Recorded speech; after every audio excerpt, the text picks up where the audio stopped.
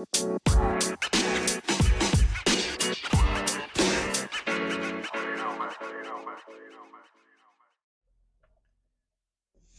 guys. What's up? Haven't recorded in a while on here, but wanted to continue on with this series talking about what are we talking about? I wanted to continue on with this series talking about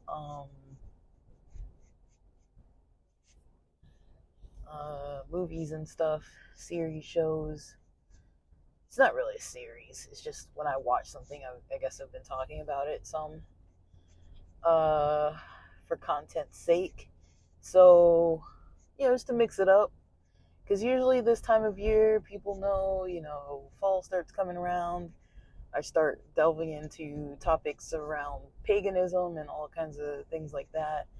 And, as much as I enjoy those types of topics, I have other interests too, that aren't like so religion based. But yeah, I wanted to talk about this old series from HBO called 6 Feet Under. So I just finished rewatching it in the spirit of Halloween season. Like, I don't really do a lot of like horror movies and that kind of thing. I can kind of do thriller, suspense, but I really just don't like getting all heightened, like my senses all heightened up by that type of content. So I try to not really be too involved with it on a regular basis. But somewhat, I like to know like a little bit. But yeah, I do kind of tend to revert back to stuff that I once used to watch because I liked it and I knew it was interesting. So things like 6 Feet Under, I've watched The Sopranos before, the whole series, multiple times. 6 Feet Under is another one of those where I bought, all the seasons off of YouTube way back in the day. And because I used to keep renting it from the library, and I was like, I keep borrowing this so much, I might as well just freaking, get it. So yeah, that's how I ended up getting it. And then it's been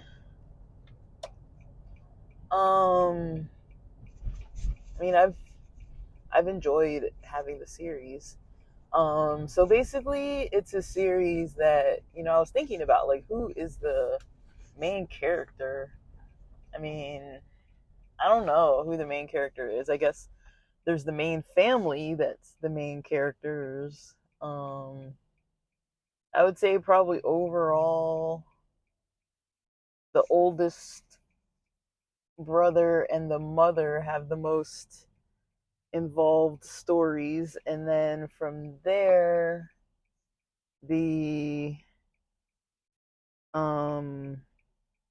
younger brother and the sister kind of have really developed stories, and then everyone they're involved with kind of has their own little individual take on things, of how they become involved with this family. And the main family, it's staged in LA, and they live somewhere near, I don't know, somewhere near Los Feliz or Westwood, somewhere up there. I don't know exactly where, but somewhere near the 10, near the 10 freeway. So yeah, the series follows this family, and it kind of has a lot of themes about like death and dying and afterlife and what people believe about it, what they don't believe about it. It's mostly a drama. It's got a little bit of some suspense sometimes, like when they're like trying to figure out what may have happened to one of the bodies. And at the beginning of every episode, somebody ends up dying. That's, after the theme song, that's usually what ends up happening. Now, the theme song is like almost a minute and a half long. It's like really long. So I usually skip the theme song because it's like a whole musical score to itself. And then usually there's like a death at the beginning. So it usually starts with like either one of the main characters or someone related to one of the main characters, or just some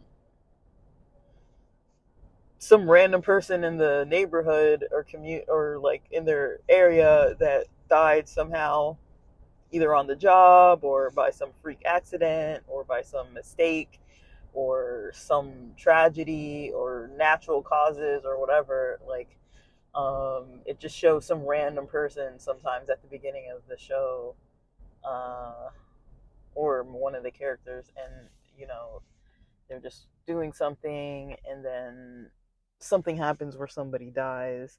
Um, like a bee sting and someone's allergic, or someone gets shot, or someone falls off a cliff or while hiking, or someone you know dies in childbirth, or the baby dies, or whatever. Like, it's just a whole lengthy story of just like drama and trauma, I would put it. And they're just trying to figure out, like, um basically the main family owns this funeral home, and so there's this whole rest of the show that has to do with them preparing the funeral service and preparing the body for the service and all that kind of stuff. Usually there's some kind of like preparation process going on at the start of every episode. And so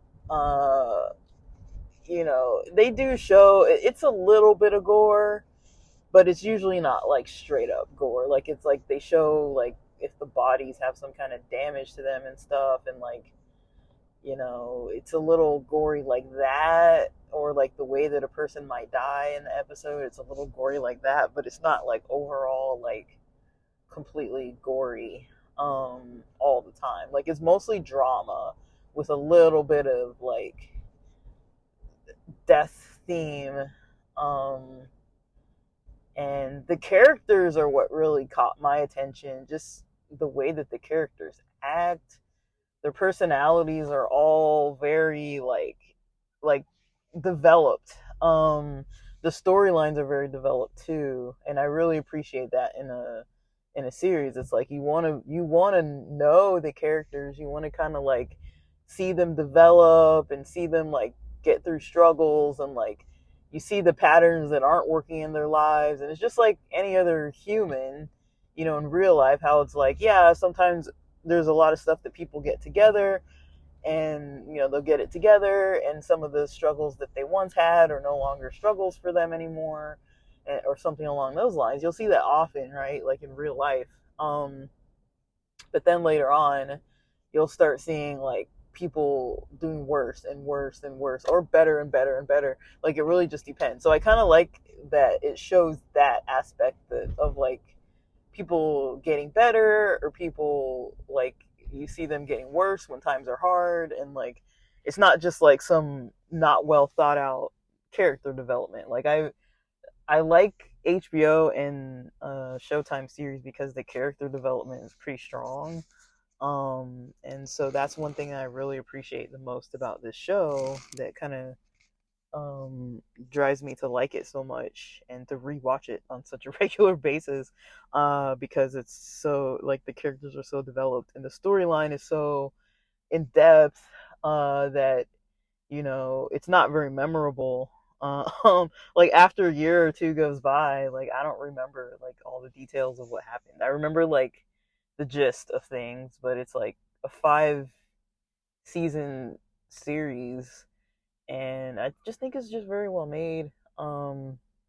It's not the happiest of shows, but it's not the unhappiest of shows. And I don't really like things that are like tragedy for tragedy's sake, like just for like the shock factor. So there is kind of like a little bit of that shock factor when they're showing the bodies, or like how a person dies. Like that's about the majority of what happens with like the whole shock factor aspect of things. And outside of that, everything's kind of smooth. Um, Dude, I'm driving around LA right now. I do not know why there's so much traffic. It's like 10 o'clock, 10:15 a.m. On a Monday. I don't know why. Why are we stopping? Like, what is going on? Dang, that was my turn. I missed my turn. All right, I'm gonna have to go around now. But yeah, it's just it gets a little bit frustrating. Um, you know, trying to find shows that I really enjoy, find shows that I really, really like, um, and take it to a point where I'm able to like watch it long term. Like, I really have a hard time watching shows. A lot of mainstream shows just don't do it for me, and especially nowadays, like it's been a while since I found a show that I was really into. I was really into that little anime series, Agretsuko. I like that. I like things that aren't completely predictable, um, and Hollywoodized. um, but I like a good story. I like good character development. I like something where it's like I want to keep coming back, but I also want the series to be finished because once a season ends, I don't tend to pick it back up again. Like it's just a bad habit of mine. Like I have a hard time. Like if a show's not finished, it's very rare that I'm gonna go back and be like, oh, let me like pick this up from like last season. I think The Shy is like the only show that I've kind of done that with more recently, and then The L Word too. But neither one of those shows are producing more either, so I just kind of really haven't had a lot that I've been watching. So I was like, well, let me just revert back to some of the old stuff that I watched because I know I like that. And so yeah, I'm glad that I bought that a long time ago on YouTube. Like I would recommend it. I think people would like it. It's not very religious. It's kind of interesting because they do go to church a lot. Like the mom, she's elderly. She goes to church. What seems like almost every week, if not more. And then there's the younger brother who seems to go to church quite often, either with the mom or alone, or with his partner or whoever he's at church with. Like he seems to go to church quite a lot too. So there is kind of that theme of people going to church, but it's kind of interesting, because I was raised, as people know by now, I was raised in a pretty strict religion, and where the religion kind of was expected to be practiced outside of church and in your daily, routines and stuff, as far as like what you eat, how you dress, all that kind of stuff. It was all like integrated. And so it's kind of interesting to see a show where it's like not fully integrated. It's like people just kind of like run around and do their own thing around LA or whatever, and then like they go to church on the weekend because they do have that belief system. It's always interesting for me to see that in shows because usually you see either no religion at all of people going. I'm not saying there needs to be more religion. I'm just saying you usually just see themes of like no religion or extreme religion, but you don't really see that kind of like classic American Christian who just kind of goes to church on Sundays and has a little bit of like involvement in the church, but otherwise they're kind of just doing their own thing. There's not like a whole like religious hold on the lifestyle, which I'm not knocking it. I'm not saying like people need to be like Christian or need to be extra Christian or need to be strict or don't need to be strict. I really don't care. I think people should do what they want to do, what they feel like they're pulled to do, and that's right for them. Like I don't believe that there's one right path for everybody. That to me doesn't make any sense. we don't all need to be the same. We're not all the same.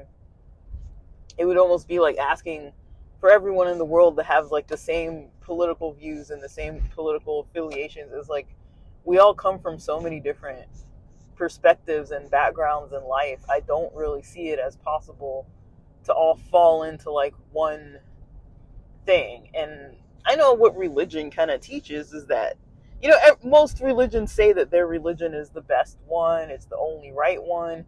If you're doing something different, then you're doing it wrong. Um, you know, you don't usually get a whole lot of like flexibility, because there's also the politics and the money behind it, where it's like, well, you don't want people going to another denomination or another church service across town or another religion. Like, you want them to stay in the one that's going to make you money. If that's your job, if you're a pastor or something, you have a financial interest in having a congregation. If you're part of like a conference or connected to like a general conference or anything like that, then it's kind of up to you, but you're kind of expected to, follow along, with what people want you to do. You're kind of expected to kind of do that. So I don't know. I don't really see it as like a wrong thing or a right thing. I know what religions teach, but it's like every religion teaches that. So I don't really care. Now I know that people have faith that comes into play. So if a person feels convicted, if a person feels like they're being called to follow a certain path, then that's up to them to do what they feel like they're being called to do. I'm not here to tell people that they're not being called to do that, or that they're being called to do something else. I'm here to help people think, and to use their minds, to use their brains, to kind of unbraid, all of the little fabrics that have been kind of intertwined together so tightly for so long. Just kind of loosen them up a bit and see what comes of it. I don't think there's anything wrong with being open-minded and thinking. Some people believe that it's dangerous to be open-minded and thinking. Some people believe that it's like a potential hazard, or like you're gonna have some kind of danger if you think, if you use your brain, if you think. So I don't know. I'm not really into that style of thinking. But I kind of see where it comes from, and there's all these angles that it comes from. So it's good to kind of think about, when somebody's telling you what to do, what to think, why are they taking that route, and why are they telling you to do these things, and what's their interest in you doing what they say. My interest in people listening to the podcast is that, it's fun for me to post things and see who gravitates towards what, and like track the traffic. And I'm not really on here making a lot of cash. I think I haven't really gone into too much of a rant on this channel of podcasting, but Anchor.fm had its heyday of easy monetization, and now that Spotify for podcasters is what's hosting the pods, it's really just not the same thing anymore. It's not the same service anymore. It's just not the same anymore. It's not the same thing anymore.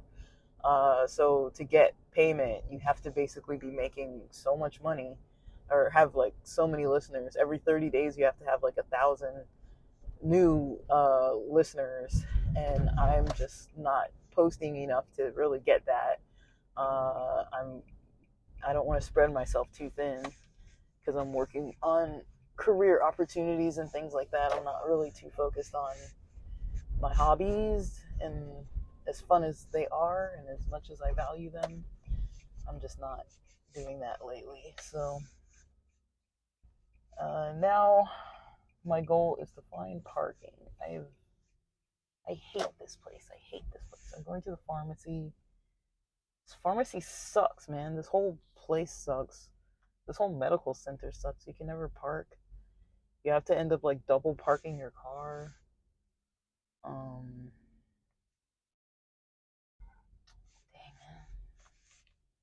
man. There's nowhere to park.